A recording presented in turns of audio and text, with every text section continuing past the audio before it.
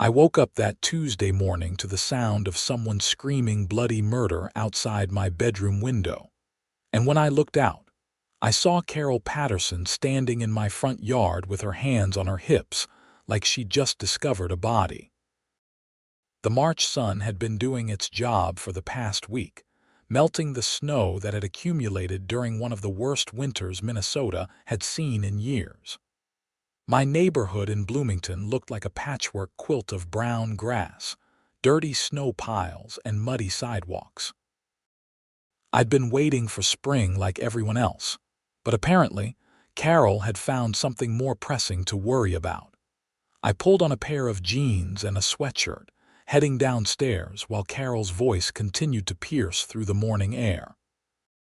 My golden retriever, Max, trotted beside me, his tail wagging because he had no idea that someone was currently losing their mind in our yard. When I opened the front door, the cold air hit me first, followed by Carol's accusatory finger pointing directly at my face. "Xavier Morrison, you see this? You see what your disgusting dog has done to this entire neighborhood?" I stepped out onto my porch, looking at where she was pointing. Sure enough, as the snow had melted, several piles of dog waste had revealed themselves across my front lawn. It wasn't pretty, but it also wasn't unusual for this time of year.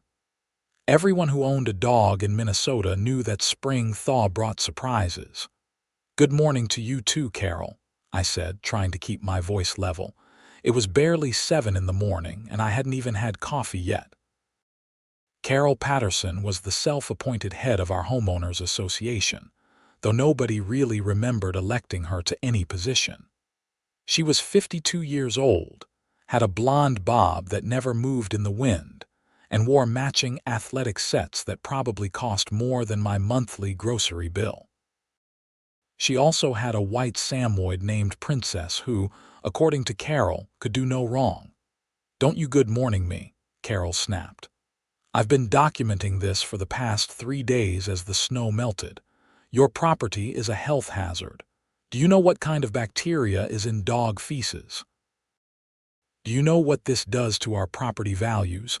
I rubbed my eyes, looking at the piles scattered across my lawn. "Carol, I'll clean it up today. The snow just melted. Just melted. Just melted. I've been watching this accumulate all winter. You clearly haven't been picking up after your dog, and it's unacceptable. I'm writing you up for an HOA violation." My jaw tightened. The Oakwood Hills HOA had been a thorn in my side since I'd moved here 2 years ago. Carol had cited me for having my garbage cans visible from the street by 3 hours past the allowed time, for planting flowers she deemed not in harmony with the neighborhood aesthetic, and for parking my car on the street overnight when I had a friend visiting who took up my driveway space. "You do what you need to do," I said. "I'll clean it up after work." "After work? No, no, no, you'll clean it up now. I've already taken photos for the HOA board, but I will not have guests driving through our neighborhood seeing this filth. Carol, I have to go to work. I'm a physical therapist, and I have patients scheduled starting at 8:30. She crossed her arms. "That's not my problem.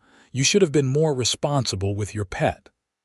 I was about to respond when my neighbor, Tom Jenkins, came out of his house next door. Tom was in his 60s, retired from teaching, and had lived in the neighborhood for 20 years before the HOA got as aggressive as it was now. "Morning, Xavier." "Morning, Carol," Tom called out. "Everything okay over here?" "Everything is not okay," Carol said, turning her attention to him. "Xavier has let his dog turn this yard into a sewage pit, and he refuses to clean it immediately." Tom walked over, looking at my yard with his hands in his jacket pockets. "Looks like every yard on the block, Carol. My yard's got the same thing. So does yours probably once your snow melts." Carol's face turned red. "My yard is pristine. Princess is a well-trained dog, and I always pick up after her immediately. In the winter, in the dark, in a blizzard, Tom raised his eyebrows. "Come on, Carol, we all do our best, but things happen. My dog is not the problem here." Xavier's dog is clearly not being supervised properly. I looked at Max, who was now sitting by my side, tongue hanging out, still completely oblivious to the drama. He was 4 years old, well-trained, and I always cleaned up after him during our walks. The piles in my yard were probably from when I let him out in the backyard during the heavy snows. And yes, maybe I hadn't been as diligent about picking everything up when it was buried under 2 feet of snow and negative 20-degree weather. "I'll handle it, Carol, but I need to get to work." "Fine," she said sharply, "but I'm checking at 5 o'clock, and if this isn't cleaned up, I'm issuing a fine. A $200 fine per violation, and I count 7 distinct piles." My stomach dropped. $200 per pile, that's not in the HOA bylaws. I proposed it at the last board meeting, and it passed. Maybe if you actually attended the meetings, you'd know what's going on in your own community. The last HOA meeting had been scheduled for a Wednesday night when I had evening appointments with patients. I tried to reschedule, but Carol had been inflexible about the meeting time. "I'll have it cleaned up," I said through gritted teeth. Carol gave me one more withering look before turning on her heel and marching back toward her house, which was 4 doors down from mine on the same side of the street. Tom waited until she was out of earshot before shaking his head. "She's gotten worse," he said quietly. "Ever since her husband left last year, she's been taking it out on everyone in the neighborhood." I hadn't known that Carol was divorced, but it explained some of her increased aggression, not that it excused it. "I really do have to get to work," I said. "Go ahead. I'll keep an eye on things. If she comes back, I'll let you know." I thanked Tom and went back inside, feeding Max and grabbing a quick breakfast before heading out. The whole drive to the clinic, I fumed about Carol and her arbitrary rules. $200 per pile was insane. $1,400 in fines for something that every dog owner in Minnesota was dealing with right now. My first patient of the day was a 70-year-old woman recovering from hip replacement surgery. She noticed immediately that I was distracted. "Everything all right, Xavier, Mrs. Chen asked as I guided her through some exercises. "Just HOA drama," I said, forcing a smile. "Nothing serious." "Oh, those things can be nightmares," she said sympathetically. "My daughter lives in a neighborhood with an HOA. They tried to fine her for having the wrong shade of white on her front door. Can you imagine?" I could imagine because I was living it. The morning dragged on with patient appointments. During my lunch break, I called my friend Derek, who was a real estate attorney. "Derek, can an HOA really charge $200 per violation for dog waste on my own property?" "That depends on what's in your CC and RTCS," Derek said. "Your conditions, covenants, and restrictions. Did you get a copy when you bought the house?" "Yeah, but I didn't memorize them." "Pull them out and look for the fine schedule. Most HOAs have a graduated fine system, starting with warnings. $200 per violation sounds excessive for a first offense, but if it's in the documents and was properly voted on by the board, it could be enforceable. And if it wasn't properly voted on, then you'd have grounds to challenge it. But Xavier, that means going to an HOA hearing, possibly getting a lawyer involved, spending time and money. Sometimes it's easier to just play their game." I thanked Derek and hung up, frustrated. The idea of giving Carol Patterson $1,400 made me physically ill, but the idea of fighting it sounded exhausting. That afternoon, between patients, I checked my phone and saw a message from Tom. "Carol came back twice to take more photos. Just a heads up." I finished my last appointment at 4:30 and drove home faster than I probably should have. When I pulled up to my house, I saw Carol standing in my yard again, this time with another woman I recognized as Linda Sheffield, who was on the HOA board. I got out of my car with my jaw clenched. "Carol, what are you doing on my property?" "Documenting the continued violation," she said, holding up her phone. "It's 4:45 and you haven't cleaned this up." "I just got home from work. Give me a chance." Linda looked uncomfortable. She was in her 40s, worked as a nurse, and had always seemed reasonable in the few interactions I'd had with her. "Xavier, I'm sorry about this," Linda said. "Carol insisted I come see the situation in person before we filed the formal complaint." "Formal complaint?" "I said I'd clean it up today," Carol huffed. "You said you'd clean it up after work, and it's after work hours now. The violation stands." I was done being patient. "You know what, Carol, fine. I'll clean it up right now, and then I'm requesting a formal hearing with the HOA board to contest these fines. $200 per pile is excessive and punitive." "The board voted on it," Carol said smugly. "What board?" "Linda, were you at this vote?" Linda shifted her weight. "There was a meeting in February. Carol proposed updated fine schedules for various violations." "And how many board members were present?" Linda glanced at Carol, then back at me. "3. "How many board members are there total?" "7.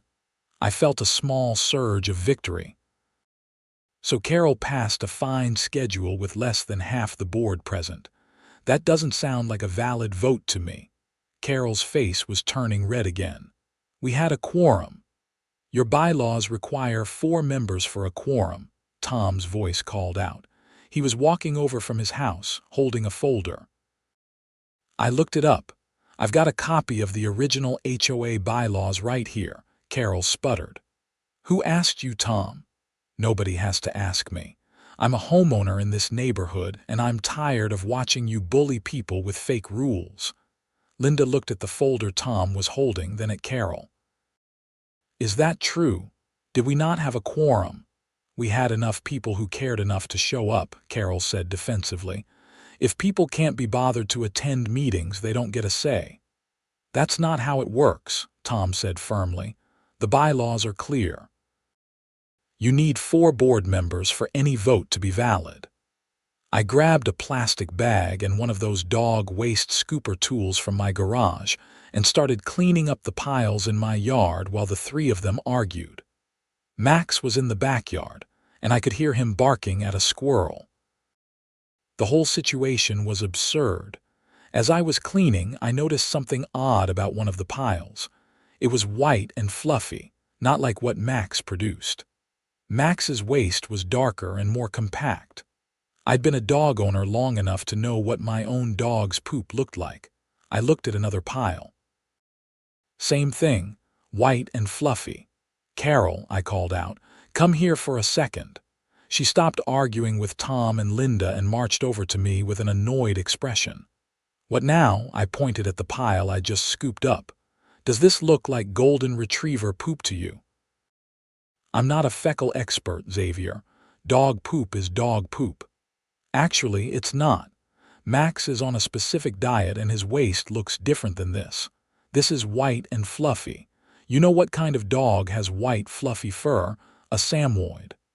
Carol's eyes widened for just a fraction of a second. "That's ridiculous. Princess doesn't come over here. Are you sure about that? Because I have a security camera right there." I pointed to the Ring camera mounted by my front door.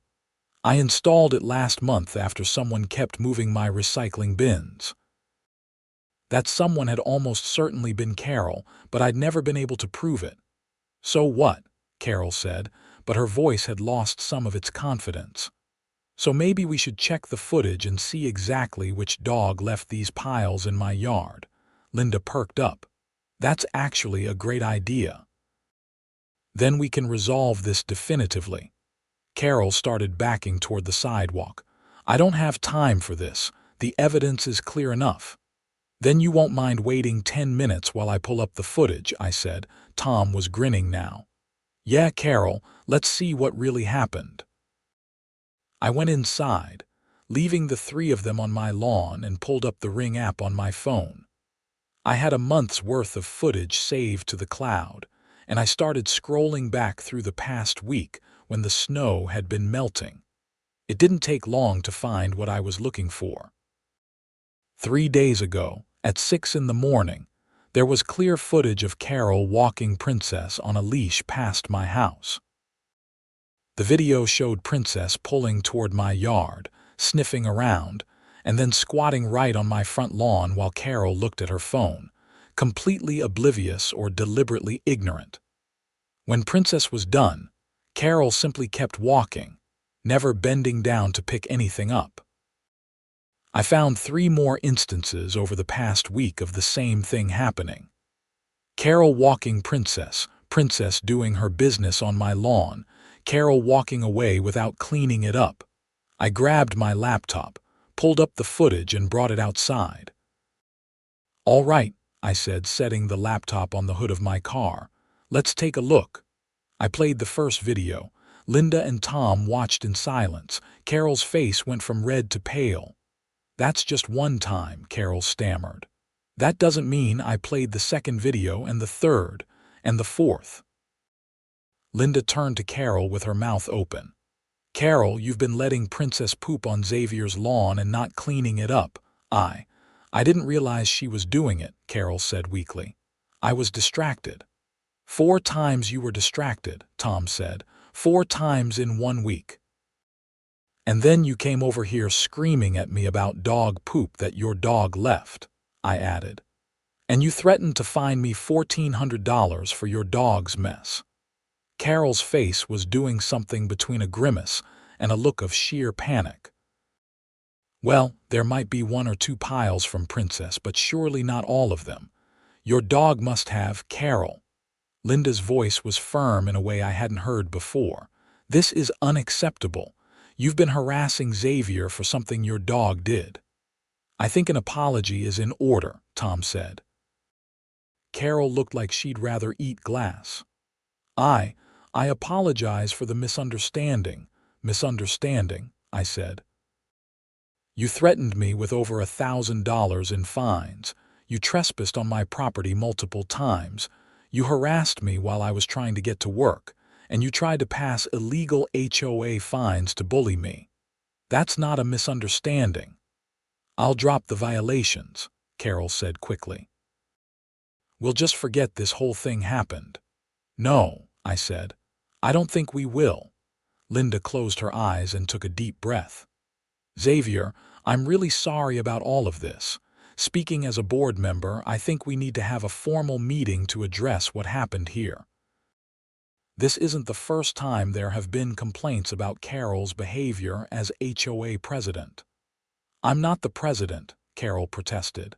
"I'm just the head of the beautification committee." "You've been acting like you're the president," Tom said. "You've been issuing violations, collecting fines, making up rules. Someone needs to rein you in." My phone buzzed in my pocket. I pulled it out and saw a text from my neighbor across the street, Angela Martinez.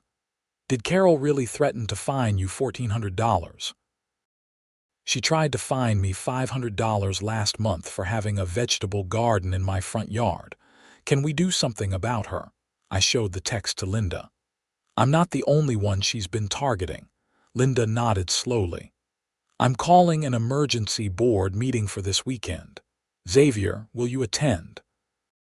And can you bring this footage?" "Absolutely." Carol was already backing away. "I have to go. Princess needs to be fed." "Carol, wait," Linda said. "You need to clean up after your dog right now." Carol's mouth opened and closed like a fish. "I don't have any bags with me." "I've got extra," I said, holding out the roll of dog waste bags I'd been using. "You can use these, since you're so concerned about the neighborhood staying clean." For a moment, I thought Carol might actually storm off and refuse. But Linda was watching her with crossed arms, and Tom had his phone out, probably ready to record if Carol tried to leave. With a huff of indignation that would have been funny if the whole situation wasn't so infuriating, Carol snatched the bags from my hand and began picking up the white, fluffy piles that were clearly from Princess. I watched in satisfaction as the woman who'd woken me up screaming that morning bent down to clean up mess after mess from my lawn. When she was done, she shoved the full bags at me like I was a trash receptacle. "I'll take those," Tom said, intercepting them. "I'm walking past the community dumpster anyway." Carol didn't say another word. She turned and walked stiffly back toward her house, her blonde bob not moving an inch despite the spring breeze that had picked up. After she was gone, Linda turned to me with an apologetic expression. "Xavier, I really am sorry. I've been on the board for 3 years and Carol has been difficult, but this is beyond difficult. This is harassment." "What can actually be done about it?" I asked. "We can vote to remove her from any HOA positions. We can also issue her violations for not picking up after her dog and for harassment of a homeowner. And honestly, after what I've seen today, I think that's exactly what we should do." Tom nodded. "I'll back you up on that vote. I'm technically on the board too, even though I've been pretty hands-off lately. This is making me rethink that approach." "How many people do you think she's been doing this to?" I wondered aloud. "Let's find out," Linda said, pulling out her phone. "I'm going to email the whole neighborhood about the emergency meeting. If people have complaints about Carol's behavior, they should bring documentation." The emergency HOA meeting was scheduled for Saturday morning at 10 o'clock in the community clubhouse. The clubhouse was a small building near the neighborhood entrance, mostly used for the occasional birthday party or baby shower rental. I'd only been inside once before, when I'd first moved in, and attended what I thought would be a welcoming new neighbor meet and greet. It had actually been a 45-minute lecture from Carol about properly maintaining my lawn. When I arrived Saturday morning with Max on a leash and my laptop under my arm, I was surprised to see at least 30 people already there. The clubhouse only had seating for about 40, and people were still filtering in. Tom waved me over to a seat he'd saved in the 3rd row.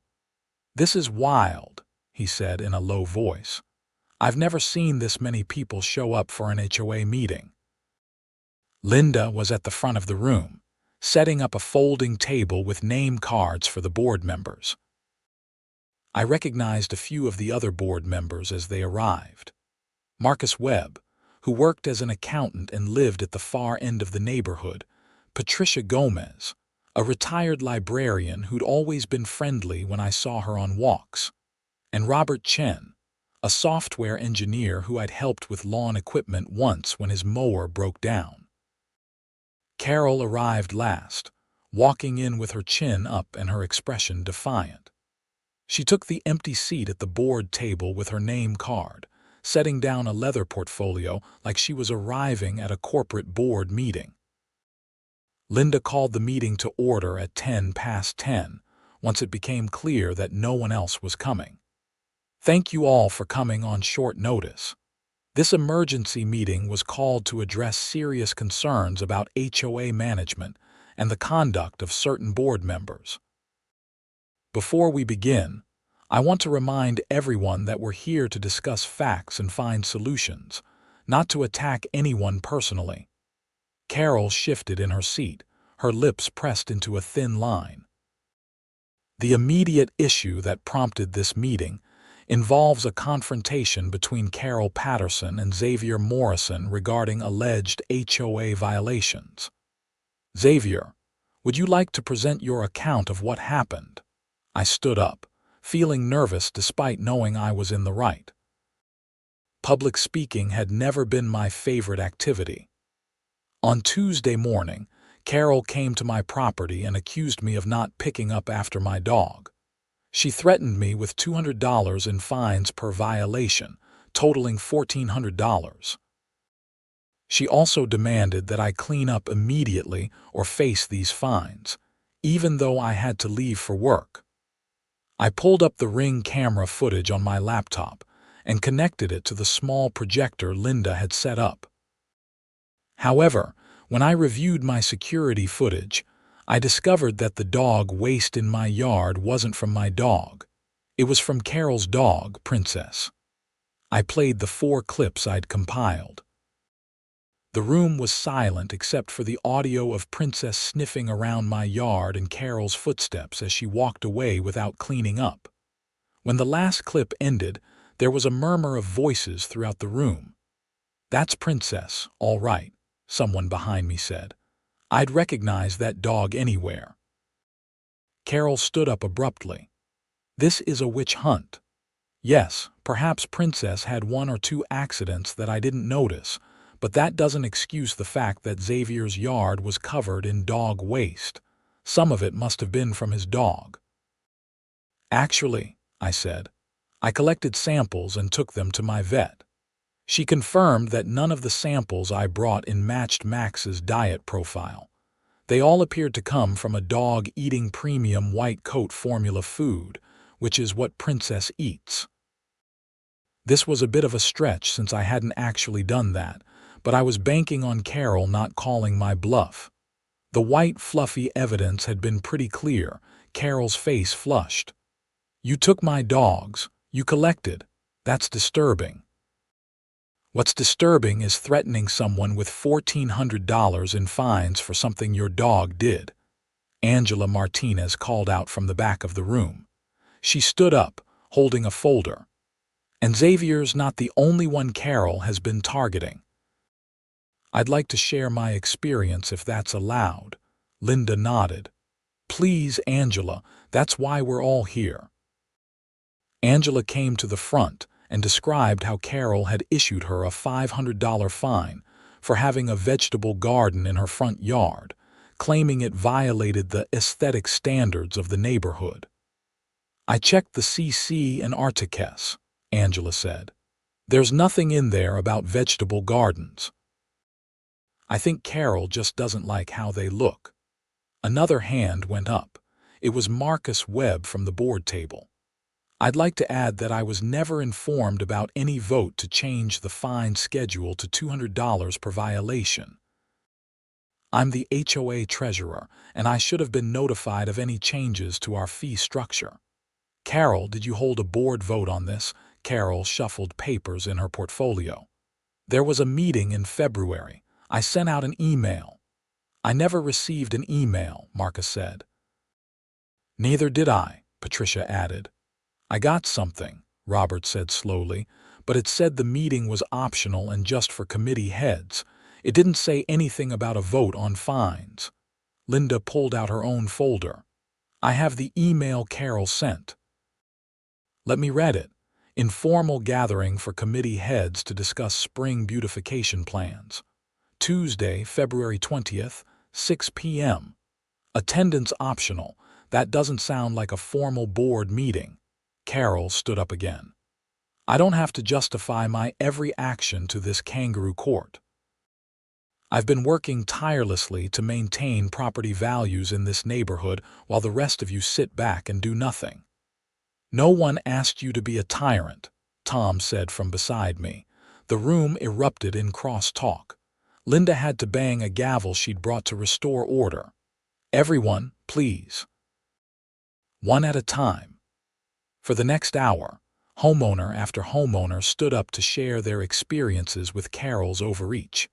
She'd find someone for parking a work van in their driveway overnight, even though the person was a plumber and needed their tools for early morning jobs. She'd cited another family for having a basketball hoop, claiming it was a safety hazard. She tried to fine an elderly couple for not mowing their lawn frequently enough during a particularly hot summer when water restrictions had been in place. The stories kept coming, and a pattern emerged. Carol had been using her HOA position to bully and control people, often targeting families who worked long hours and didn't have time to fight back. She'd been collecting fines that weren't properly authorized, depositing them into the HOA account, and then using that money for neighborhood expenses without proper board approval. Marcus pulled up the HOA financial records on his laptop, his expression growing darker as he scrolled through entries. Carol, there are thousands of dollars in unauthorized fines here. This is going to require a full audit. I was doing what I thought was best for the neighborhood, Carol said, her voice rising. Someone has to maintain standards. Someone has to care about property values. Property values, Angela said incredulously. You threatened to put a lien on my house over tomato plants. How does that help property values? Linda held up her hand. Carol, I'm going to ask you a direct question, and I need you to answer honestly. Have you been issuing fines and collecting money without proper board authorization? Carol's silence spoke volumes. I need a verbal answer for the record, Linda pressed. We're recording these minutes. I may have streamlined some processes, Carol finally said. The full board moves too slowly. Things need to happen to keep this neighborhood looking good. That's not your decision to make unilaterally, Marcus said. You're not the HOA president. You're the head of the beautification committee, which is an unpaid volunteer position with no enforcement authority. I felt my eyebrows rise. Wait, Carol doesn't actually have the authority to issue fines at all. No, Linda said. Only the board as a whole can issue fines, and only after following the proper notice and hearing procedures outlined in our bylaws. The room exploded in angry voices again. People who'd paid Carol's fines were realizing they'd been scammed. Carol looked around the room like a cornered animal. This is absurd, she said, grabbing her portfolio. I don't have to sit here and be attacked. Actually, you do, Robert said. We're holding a vote right now on whether to remove you from all HOA positions and to pursue legal action for the unauthorized collection of funds. Carol went pale. Legal action? You can't be serious. You've collected thousands of dollars under false pretenses, Marcus said, his accountant brain clearly doing calculations. That's fraud. We could report this to the police, or you could agree to return all unauthorized fines and resign from all HOA positions immediately. I watched Carol's face cycle through emotions. Anger, fear, defiance, and finally something that might have been resignation. She set her portfolio down on the table. Fine, she said quietly. I'll resign, but I'm not admitting to fraud. I was trying to help this neighborhood. By lying to people and taking their money, Tom said. That's not helping. That's stealing. Linda called for a formal vote. All 4 other board members voted to accept Carol's resignation and to demand the return of all unauthorized fines within 30 days. The vote was unanimous. Additionally, Linda said, the board will be conducting a full financial audit, and we reserve the right to pursue further legal action if Carol does not comply with the repayment terms. Carol gathered her things in silence. Before she left, she turned to face the room one last time. You're all going to regret this. Without someone maintaining standards, this neighborhood will fall apart. I think we'll manage, Patricia said dryly. After Carol left, the meeting continued for another 30 minutes to discuss the actual business of the HOA. Linda proposed a complete review of the bylaws and a new fine schedule that would be transparent and reasonable. The board also voted to require monthly financial statements to be posted on the neighborhood website so everyone could see how HOA funds were being used. I was voted onto the board to fill Carol's empty seat, which I accepted with some reluctance. But after seeing how much damage one power-hungry person could do, I figured it was worth being involved to prevent it from happening again.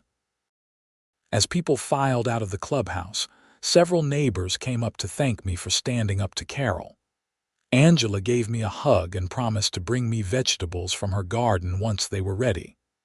Tom clapped me on the shoulder and invited me over for a beer later. I felt lighter walking back to my house with Max than I had in months.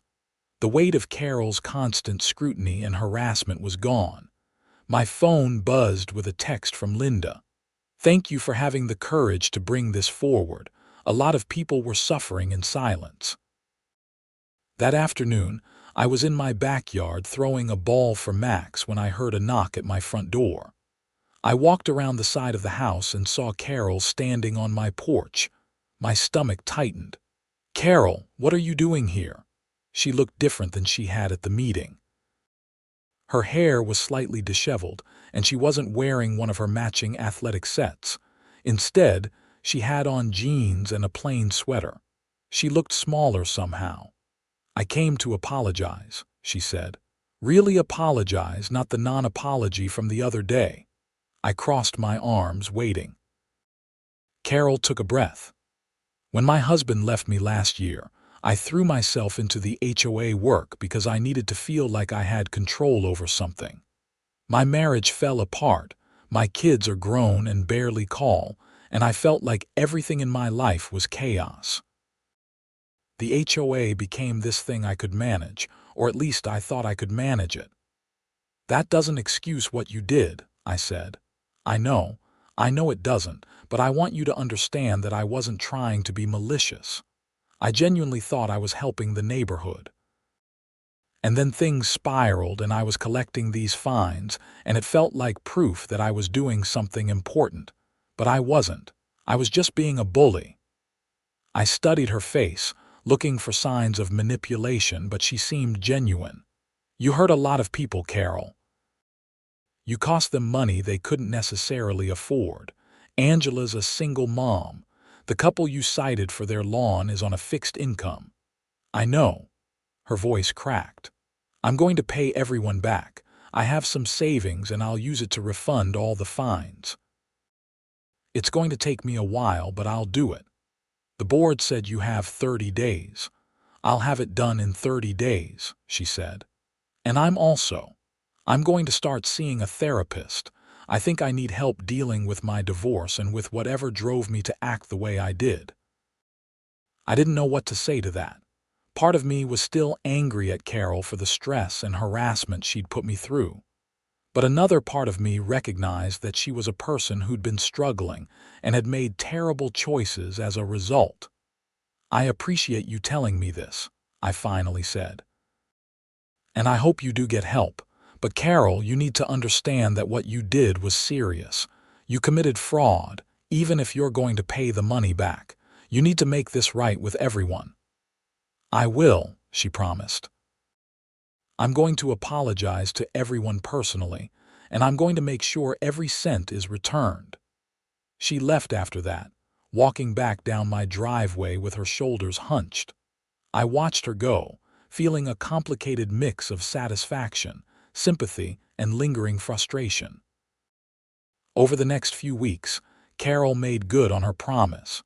She went door to door to every person she'd issued a fine to, apologizing and handing them checks. I heard about it through the neighborhood grapevine. Some people accepted her apology graciously. Others told her exactly what they thought of her before taking their money back. The HOA board conducted the financial audit and discovered that Carol had collected nearly $12,000 in unauthorized fines over the past 18 months. She paid it all back, draining what was apparently most of her savings account. The board decided not to pursue criminal charges, partly out of mercy and partly because everyone just wanted to move on. I settled into my new role on the HOA board, which turned out to be much less dramatic than I'd feared. We met once a month, discussed actual neighborhood business like arranging snow removal and planning the summer block party, and approved reasonable requests from homeowners. It was boring in the best possible way. Spring fully arrived in Bloomington, and the neighborhood transformed from muddy browns and dirty snow piles to green grass and blooming flowers. Angela's front yard vegetable garden grew in beautifully, and nobody said a word about it violating aesthetic standards. The family with the basketball hoop had neighborhood kids over constantly, their laughter filling the evening air. Max and I took our usual evening walks, and I made a point of always having bags with me and picking up after him immediately, even though there was no longer a paranoid HOA tyrant watching my every move. It was just the right thing to do. One evening in early May, I was walking Max past Carol's house when I saw her in her front yard planting flowers. Princess was lying in the grass nearby, panting happily in the warm weather. Carol looked up and saw me, and for a moment, we just looked at each other. Then she lifted her hand in a small wave. I hesitated, then waved back. We weren't friends, and we probably never would be, but we were neighbors, and maybe that was enough. Tom joined me as I continued down the sidewalk. He'd been working in his garage and had seen me pass by.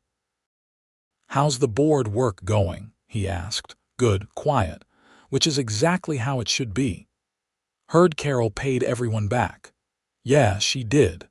We walked in companionable silence for a bit, Max sniffing every tree and mailbox post we passed. "You know," Tom said, "I've lived in this neighborhood for 20 years, watched a lot of people come and go. The HOA has had its ups and downs, but this past year with Carol was the worst I've ever seen it. I'm glad you stood up to her." "I almost didn't," I admitted. "It would have been easier to just pay the fines and move on. But you didn't. And because you didn't, a lot of other people got their money back and their peace of mind. That matters." We reached the end of the block and turned back toward our houses. The sun was setting, painting the sky in shades of orange and pink. Neighborhood kids were playing kickball in the street, their parents watching from lawn chairs in driveways. Someone was grilling, and the smell of barbecue filled the air. This was what a neighborhood was supposed to feel like: comfortable, friendly, safe. Not a place where people were afraid of arbitrary rules and vindictive enforcement. When I got back to my house, there was a small box on my front porch. Inside was a bag of homemade cookies and a note from Angela. "Thanks for everything. From me and the tomatoes." I smiled, taking the cookies inside and giving Max his dinner. My phone buzzed with a message from the HOA board group chat.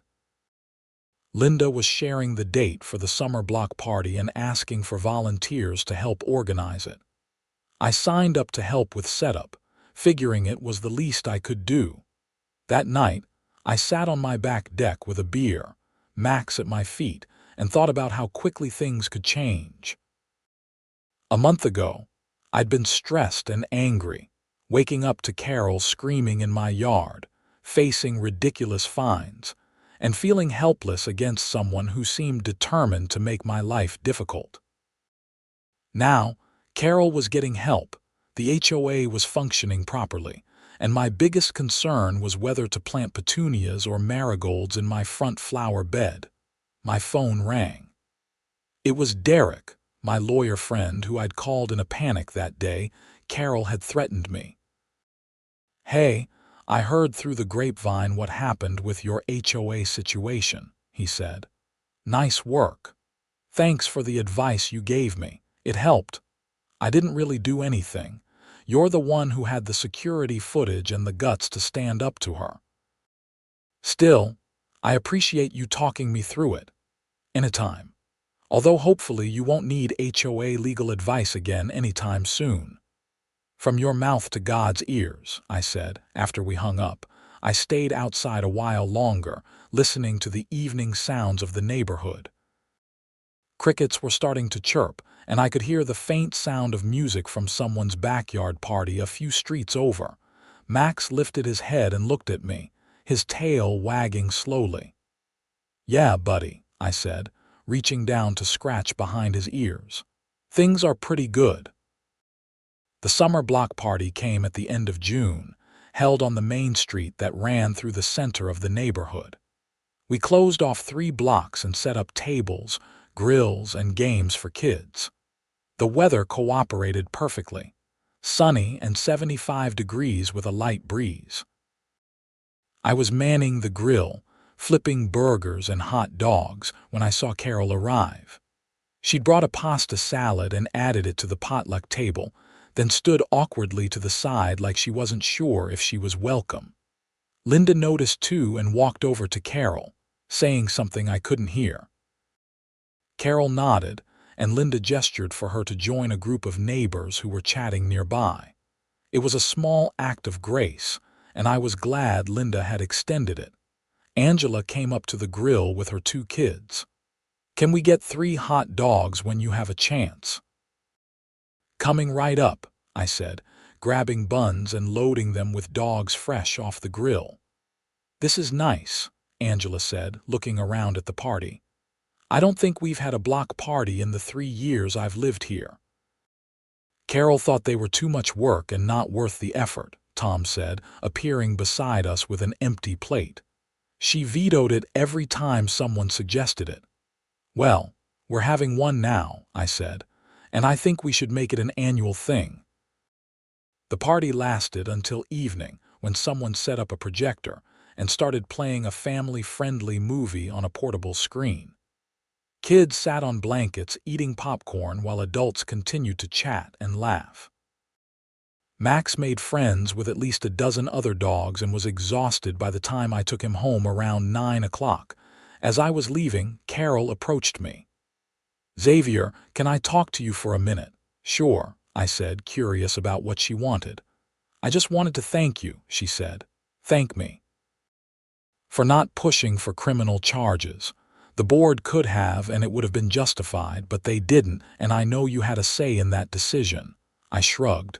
"You paid everyone back. You owned what you did. That seemed like enough." "I'm working on myself," she said. "Therapy is helping. I'm starting to understand why I acted the way I did, and I'm trying to make better choices." "That's good, Carol. I mean that. I know I'll probably never be fully forgiven by everyone, and I accept that. But I hope eventually I can be just a regular neighbor again instead of the neighborhood villain." "Give it time," I said. "People have short memories when you show you've changed." She smiled, a genuine smile that made her look years younger. "Thank you for everything." After she walked away, Tom appeared at my elbow like he'd been waiting for her to leave. That looked cordial. It was. "She's trying." "Good for her," Tom said, and he sounded like he meant it.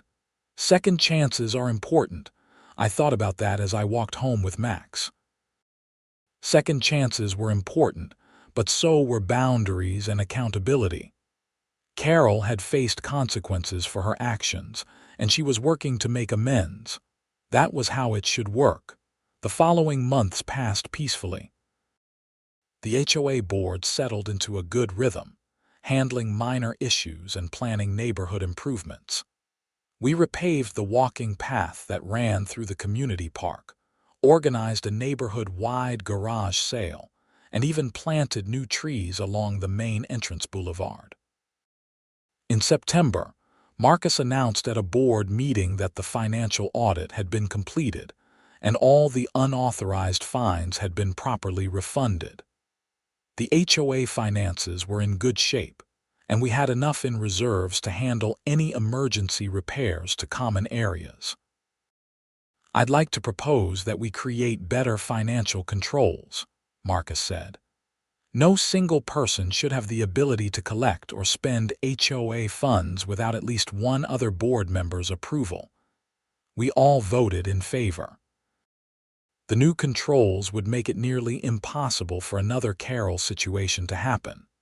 As fall arrived and the leaves began to change color, I reflected on how much had shifted since that Tuesday morning in March, when I'd been woken up by Carol screaming about dog poop. It seemed like a lifetime ago, even though it had only been 6 months. I'd learned something important through the whole experience.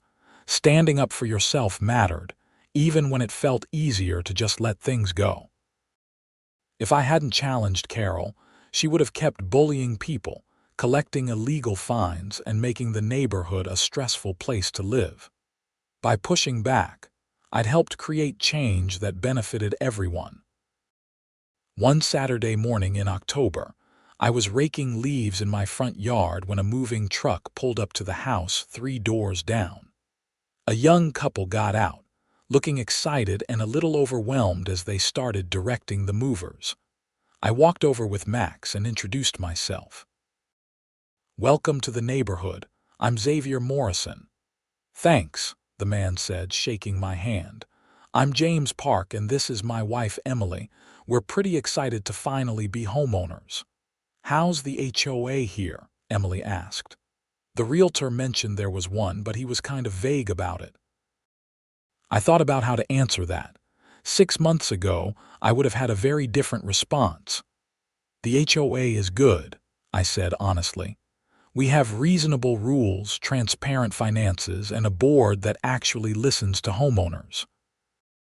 If you ever have questions or concerns, you can come to any board member. I'm actually on the board now." "That's great," James said, looking relieved. "We were worried it might be one of those nightmare HOAs you hear about." "We had some issues earlier this year," I admitted, "but they've been resolved. The neighborhood is a really nice place to live," and it was true. As I helped James and Emily unload some of their lighter boxes and told them about the neighborhood amenities and the upcoming Halloween decorating contest, I felt genuinely happy about where I lived. The stress and tension from Carol's reign had dissipated, replaced by a real sense of community. Max played with Emily and James's cat Carrier, sniffing curiously at the annoyed meows coming from inside, and I laughed as I pulled him away. "Sorry about him. He's friendly but nosy." "It's fine," Emily said. "We're going to need to meet all the neighborhood pets anyway." I left them to their unpacking and went back to my leaf raking. Tom was outside now too, blowing leaves from his driveway into neat piles. "New neighbors seem nice," he called over the sound of his leaf blower. "Yeah, they do. Think we should warn them about the Carol situation." I considered that. I think it's enough to show them that the HOA works the way it's supposed to now. No need to scare them with past drama. Tom nodded and went back to his leaves. Halloween came and went with the neighborhood going all out on decorations. I put up some fake spiders and a few jack-o'-lanterns. Nothing fancy, but enough to participate in the spirit of things. The decorating contest was won by a family 4 streets over who turned their entire front yard into a graveyard scene complete with fog machines and animatronic zombies. Carol didn't participate in Halloween decorations, but I saw her hand out candy to trick-or-treaters from her front porch. Princess sitting beside her in a small princess costume that was almost adorable enough to make me forget all the stress her poop had caused in my yard.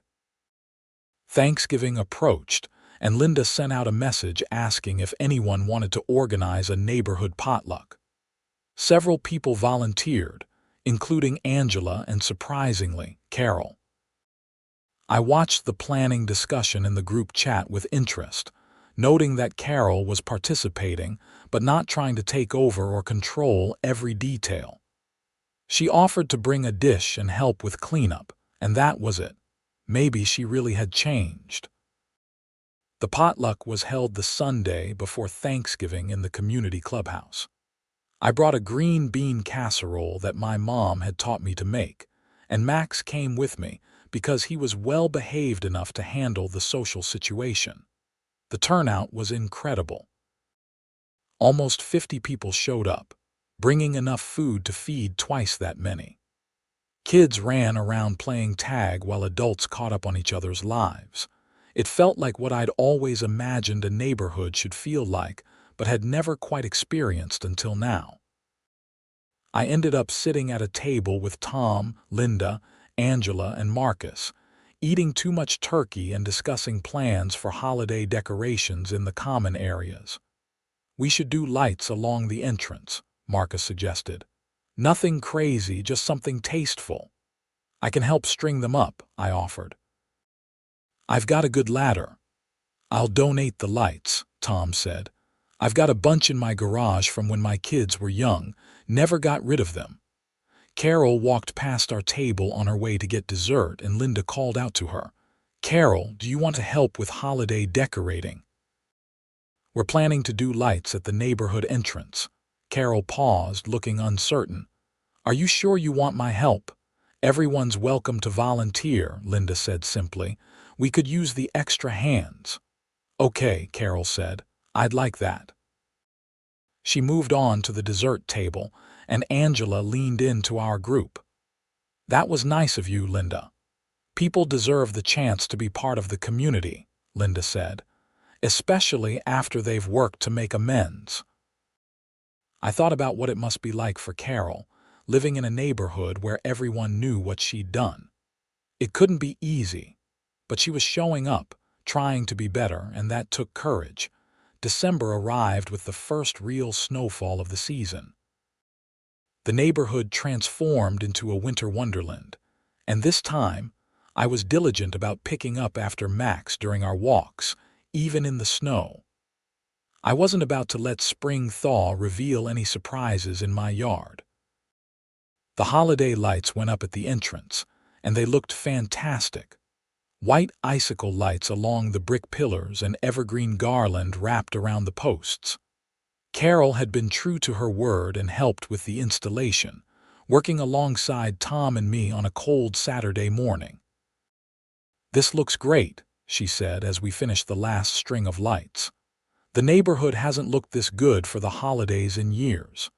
"It's what happens when people work together," Tom said pointedly, but not unkindly. Carol nodded, understanding the implication. "Yeah, I get that now." Christmas came and went. I spent it with my family in Duluth, bringing Max along for the drive north. My parents asked about the HOA drama they'd heard about when I'd vented to them back in March, and I told them the whole story from start to finish. "You did the right thing," my dad said. "Standing up to bullies is never easy, but it's always worth it." "I'm just glad it's over," I said. "Is it though?" my mom asked. "Is that woman really going to change?" "I think she's trying," I said, "and that's all you can ask of anyone." When I returned to Bloomington after Christmas, there was a card in my mailbox. It was a generic holiday card with a handwritten note inside. "Thank you for giving me a chance to be better. Wishing you a happy new year." "Carol," I set the card on my kitchen counter and looked at Max, who was drinking water from his bowl after the long car ride. "What do you think, buddy? Do we believe her?" Max looked up at me with his big brown eyes, tail wagging, completely unbothered by questions of human redemption and forgiveness. "Yeah," I said. "You're probably right. We'll see how it goes." New Year's Eve came, and the neighborhood had a small gathering in the clubhouse. It wasn't anything elaborate, just neighbors getting together to ring in the new year with sparkling cider and conversation. I almost didn't go, feeling tired from the holidays, but Tom convinced me. "Come on, you're a board member now. You should be there." So I went, leaving Max at home this time, and spent a pleasant evening chatting with neighbors about their holiday plans and their hopes for the coming year. At midnight, as everyone counted down and cheered, I found myself standing next to Carol. We didn't say anything to each other, just exchanged a nod of acknowledgement as noisemakers sounded and people hugged. It wasn't friendship, but it was peaceful coexistence, and that felt like a victory. January brought the harsh cold that Minnesota was famous for, with temperatures dropping below zero and wind chills making it dangerous to be outside for too long. Max's walks became brief sprints to the backyard and back inside, and I was grateful that I'd had the garage door opener fixed before the deep freeze hit. The HOA board held its first meeting of the new year in mid-January, gathered around Linda's dining room table since the clubhouse heat wasn't working properly. We discussed boring but necessary things: the snow removal contract, the audit results from the previous year, and plans for spring landscaping. It was exactly what an HOA meeting should be: practical, efficient, and drama-free. As I drove home that evening, my phone buzzed with a text from Derek. "How's the HOA situation these days?" I texted back. "Quiet, finally." "That's the best possible outcome," he replied, and it really was. Sometimes the best victory isn't the most dramatic one.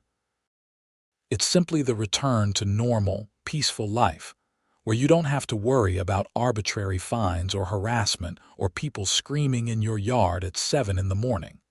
February came, and with it, the anniversary of Carol's ill-fated attempt to pass new HOA fines without proper authorization. I thought about mentioning it to someone, then decided against it. There was no point in dwelling on the past when the present was so much better. The snow began to melt again as March approached, and this time I was prepared. I'd been keeping Max's areas clean all winter, and I'd also installed a second security camera covering my side yard, just in case. Not because I expected problems, but because I'd learned the value of documentation. One morning, as the early spring sun melted the last remnants of winter snow, I looked out at my front yard. It was clean, just muddy grass and no surprises. Max sat beside me, looking out the window at a robin hopping across the lawn. "We made it through another winter, buddy," I said, scratching behind his ears. My phone rang. It was Tom. "Hey, Xavier, I'm organizing a neighborhood cleanup day for April. Want to help coordinate it?" "Sure," I said. "That sounds great. Perfect. I'll send you the details." After we hung up, I looked around my house, at Max settling into his bed in the corner, at the peaceful view of my neighborhood through the window. Life was good. The HOA drama was behind us. Carol was making genuine efforts to change. The neighborhood was functioning like a community should.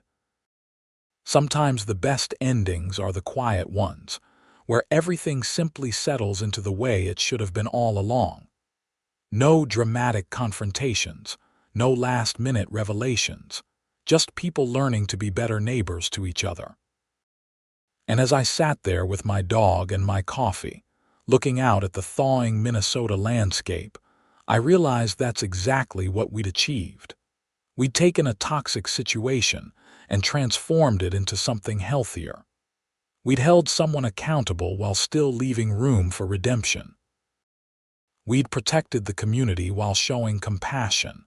It wasn't a perfect ending because real life rarely is. But it was a good ending, and sometimes that's even better. Max barked at the robin, his tail wagging with excitement even though he was inside and the bird was completely unbothered by his presence. I laughed and got up to take him for a walk, grabbing the leash and the ever-present bag dispenser. As we stepped outside into the cool March morning, I saw Carol walking Princess down the sidewalk. She waved. I waved back. Princess and Max sniffed each other politely when they met, and Carol and I exchanged brief pleasantries about the weather before going our separate ways. It was such a normal interaction, the kind of thing that happened between neighbors every day across America. And maybe that's what made it feel like the truest victory of all. The return to ordinary, peaceful, normal life in a neighborhood where people looked out for each other, instead of looking for reasons to tear each other down. I walked Max around the block, enjoying the fresh air and the signs of spring beginning to emerge. Crocuses were starting to push through the ground in some yards, and you could hear birds singing in the trees. Life was renewing itself, the way it always did after a hard winter. When we got back to the house, I saw James and Emily from down the street working in their yard, starting to clean up the winter debris. I walked over with Max to say hello. "How's the neighborhood treating you?" I asked. "Great," Emily said with a genuine smile. "Everyone's been so welcoming." This is exactly the kind of place we hoped it would be. "I'm glad to hear it," I said, and I was. Because that's what the whole fight with Carol had been about, really. Not just about dog poop or fines or HOA rules.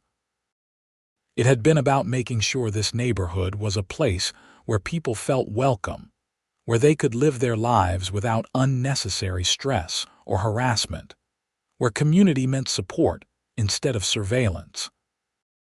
We'd achieved that, and it had been worth every uncomfortable moment of standing up to Carol, worth the stress of that emergency HOA meeting, worth the effort of serving on the board and making sure things ran properly. As I walked back to my house with Max, I felt a deep sense of contentment. The drama was over. The neighborhood was thriving. People were happy. And me, I was just a guy with a dog living in a nice neighborhood in Bloomington, Minnesota, where the HOA actually functioned the way it was supposed to. It wasn't a story that would make headlines or inspire movies. But it was real and it was mine, and that made it more valuable than any dramatic tale could ever be. I opened my front door, let Max inside, and looked back at the neighborhood one more time. The sun was shining, birds were singing, and everything was exactly as it should be. Sometimes that's all you can ask for, and sometimes it's more than enough.